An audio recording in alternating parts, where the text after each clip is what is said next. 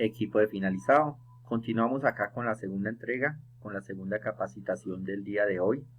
La idea es que ya lleguemos un poquito más recargados después del desayuno y tengamos con mucha energía y con muchas ganas de aprender cosas nuevas y de que hagamos en conjunto muchas cosas positivas para nuestra organización. Ya saben que tenemos una meta y es ser una planta de clase mundial. Es lo que está en nuestras mentes, en nuestros corazones y es lo que vamos a trabajar fuertemente para llegar a ese punto, ser una planta de clase mundial. Entonces, vamos a ver herramientas para el análisis de causas. Eso es lo que nos vamos a enfocar hoy, eso es lo que vamos a ver el día de hoy, herramientas para el análisis de causas en nuestra segunda capacitación. Entonces lo primero que vamos a ver es una gráfica de tendencia. Muchas veces ustedes han visto una gráfica de tendencia pero no saben cómo hacerle lectura. Y una gráfica de tendencia muestra el comportamiento de los datos durante un periodo de tiempo. Entonces es un comportamiento, ¿cuál es el comportamiento de un dato durante un periodo de tiempo? Entonces acá yo les tengo tres gráficas de tendencia.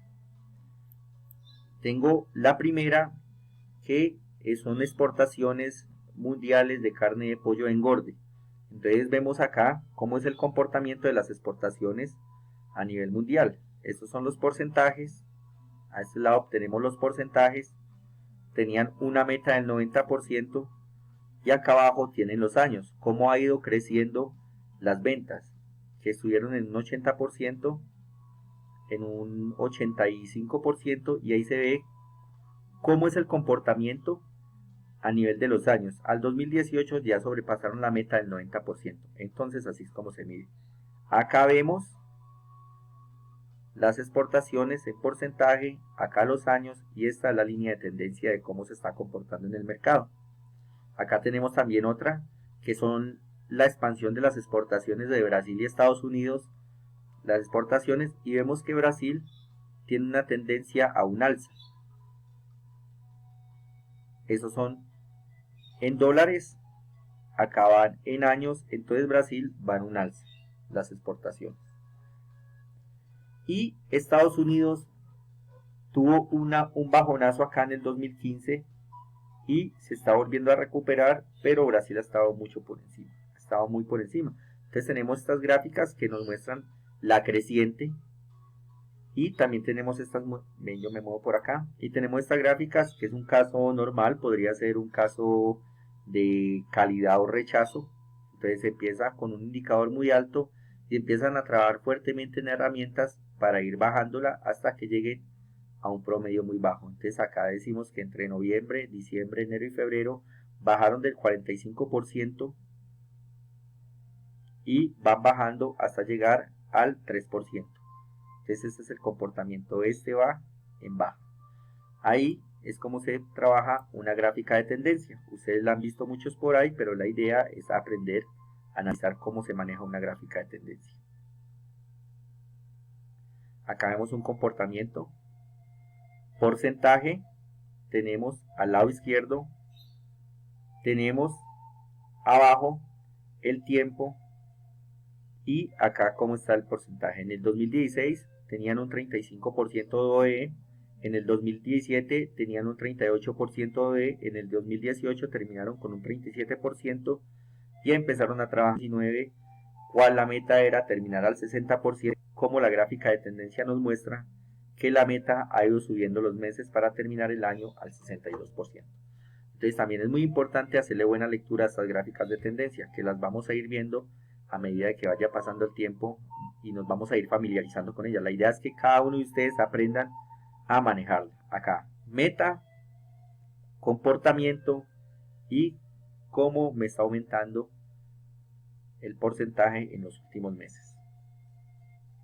Diagrama de Pareto. ¿Han escuchado diagrama de Pareto? Bueno, acá tenemos un diagrama de Pareto. Dice así, que consiste en un gráfico de barras que se conjuga con una ojiva o una curva de tipo creciente y que representan una forma decreciente el grado de importancia o peso que tienen los diferentes factores que afectan un proceso, una operación o resultado. El 80% de los defectos se derivan en un 20% de las causas. Bueno, acá les voy a explicar más o menos cómo es. Me tomé un ejemplo del área de finalizado. Diagrama de Pareto tiene como objetivo priorizar las causas de un problema.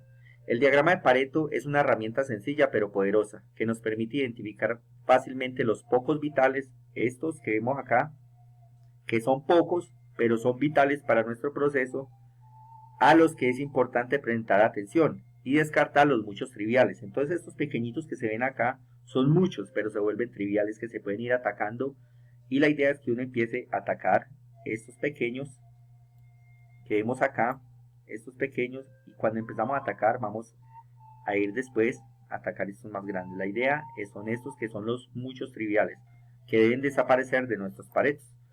Ya les voy a explicar con un ejemplo muy de nosotros. Acá tenemos un diagrama de Pareto.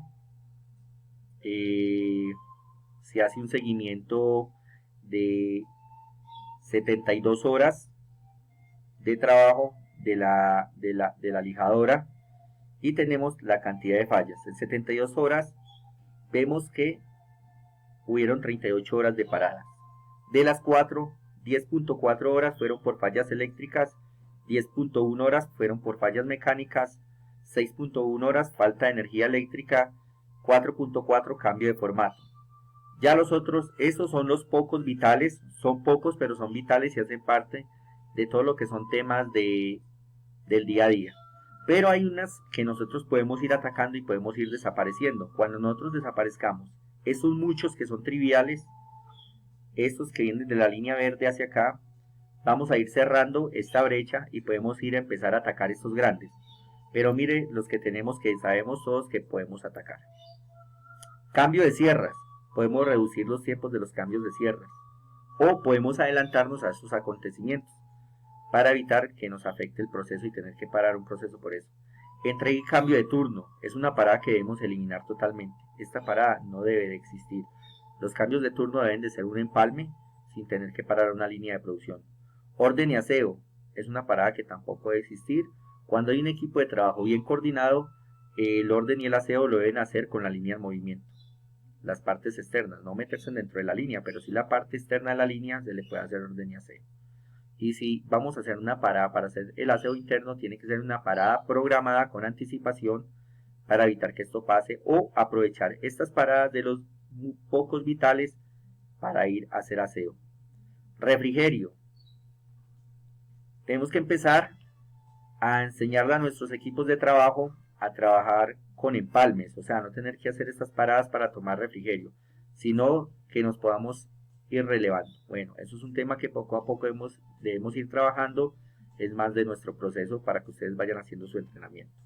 Cierres de turno. Estos cierres de turno son paradas que deben desaparecer, no deben existir. Esperas de análisis de laboratorio tampoco debe existir, uno tiene que hacer un salto al proceso para evitar estas esperas de análisis de laboratorio para continuar. Reunión de seguridad. Es una parada que no debe afectar el proceso. Hay que hacer las reuniones de seguridad diarias, sí, pero tiene que ser una parada que no afecte el proceso. Ajustes del proceso, son ajustes menores, y apoyo en su hinchado. Entonces, estas son las paradas que debemos ir eliminando del Pareto, y ahí nos daremos cuenta de que reduciendo estas paradas ya nos podemos enfocar a estas paradas grandes. Pero estos son muchos, pero triviales, y debemos desaparecerlos. Entonces, esto es un Pareto. Han escuchado ustedes de hablar del Pareto. Y tenemos que acá este espacio debe estar totalmente eliminado. Otra de las herramientas es el 5 por qué. Acá vemos un hombre parado sobre un iceberg.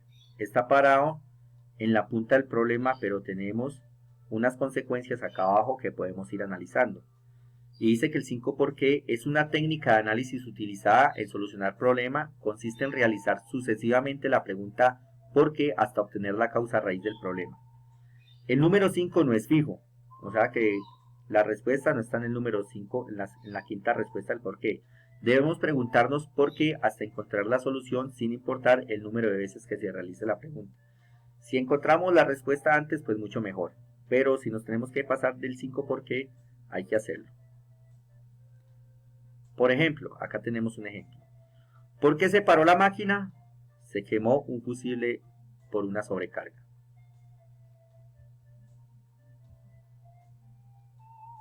¿Por qué hubo una sobrecarga? No había suficiente lubricación en los rodamientos. ¿Por qué no había una suficiente lubricación? La bomba no estaba bombeando lo suficiente. ¿Por qué no estaba bombeando lo suficiente lubricante? El eje de la bomba estaba vibrando como resultado de una abrasión. ¿Por qué no había abrasión? No había filtro, lo que permitía que el paso de partículas a la bomba. Solución: instalar un nuevo filtro.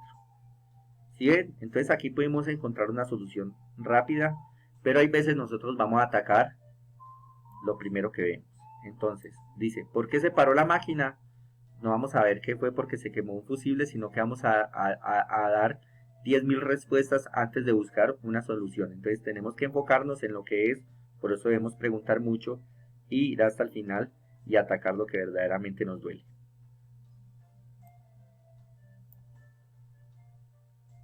Ahora sí vamos a lo que es espina de pescado. Ese es el tema que vamos a trabajar hoy. Toda la mañana nos vamos a basar en trabajar espina de pescado, pero les voy a explicar qué es una espina de pescado. La espina de pescado es una herramienta gráfica que relaciona un problema con las causas que lo originan, relacionada en 4 M's. 4 M's que ya les voy a explicar, no se me van a confundir. Ya vieron las otras herramientas, tómenle en apuntes, pero esta es la que nos vamos a enfocar a trabajar fuertemente. Las 4 M son mano de obra, material, máquina y método. Vamos a mirar, si yo tengo un problema en mi línea de producción, yo voy a mirar si el problema es de la mano de obra, si el problema es del material, si el problema es de la máquina o es del método. O si tenemos muchos problemas y todos nos están afectando. Para no ir a atacar todo a la vez, sino ir directamente a atacar lo que nos está molestando. Para eso necesitamos tener un conocimiento básico del proceso, tener muchos casos del problema, tener fallas consecutivas para ir a atacarlas y la disposición para atacar la falla, la disposición de cada uno de ustedes. Entonces esas son las 4 M's.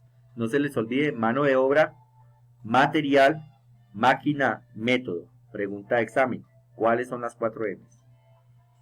Objetivo del diagrama de la espina de pescado. El diagrama de causa o efecto, o espina de pescado, o Ishikawa, como lo quieran llamar, que se puede utilizar para identificar las causas potenciales o reales de un problema de rendimiento. Los diagramas de espina de pescado pueden servir de estructura para debates de grupos sobre las posibles causas de un problema. Entonces acá tenemos una espina de pescado, más o menos así es la estructura. La cabeza es el problema y tenemos 4 espinas importantes, que es mano de obra, tenemos el material, tenemos la máquina y tenemos el método. En cada una vamos a encontrar unas subestructuras que son las causas. Entonces yo puedo poner la mano de obra, que me está afectando en el problema; del método, qué causa me está afectando el método en el problema; de la máquina, qué causa de la máquina me está afectando el problema; y el material, qué causa me está afectando en el problema. Perdón, por acá me pasé una. Acá tenemos una espina de pescado. Dice así: un problema de la vida cotidiana. Tenemos una pérdida de control del coche. Entonces encontramos que son neumáticos deshinchados o pinchados, carretera resbaladiza, error del conductor, falla del mecánico. Estas serían las 4 M, que sería carretera resbaladiza, sería del método; mano de obra, sería error del conductor; máquina, sería falla mecánica; y tendríamos la materia prima, que sería un neumático pinchado. Entonces acá encontramos cuáles son las causas. Puede haber sido para el neumático es pinchado cristal, un reventón, una piedra o un clavo. Para la carretera resbaladiza encontramos que puede ser aceite en la carretera, lluvia, hielo o nieve. Acá, para error del conductor, encontramos que es temeroso, que tiene una formación defectuosa, que estaba intoxicado con el alcohol, tenía reflejos deficientes o sueño. Y para la falla mecánica teníamos pastillas desgastadas, fallo en los frenos, pérdida de líquido, acelerador bloqueado y rotura de la dirección. Bueno, hasta acá es el inicio. Ya volvemos con otro videito para continuar trabajando la espina de pescado y empezamos a